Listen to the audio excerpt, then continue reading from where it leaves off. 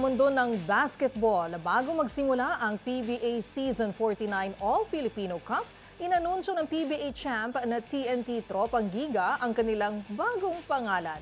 Kung anong ito, ihahatid sa atin yan ni Millie Borja. Magsisimula ng bagong kabanata ang TNT Tropang Giga sa ilalim ng bagong pangalang TNT Tropang 5G na opisyal nilang ilulunsad sa pagbubukas ng PBA All-Filipino Cup ngayong araw, April 4.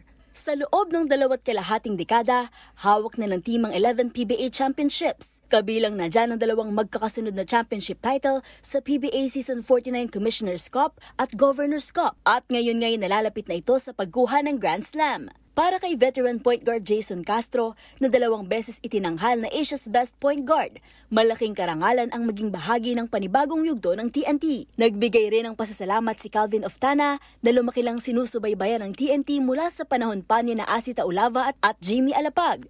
Ayon naman kay Finals MVP Ray ng Batak, malaking bagay ang tibay ng loob na kanilang ipinakita sa 7-game championship series. Bukod sa bagong pangalan ng kupunan, namayagpag din online ang Tropang Bisdak, isang grupo ng TNT players na nagmula sa Visayas at Mindanao.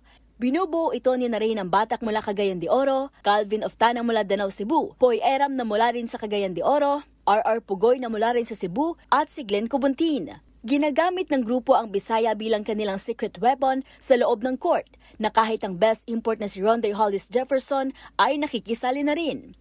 Samantala, mamaya, magsisimula na ang inaabangang Philippine Cup kung saan maglalaban ang Terra Firma at Phoenix, habang second game naman ang Meralco at Converge.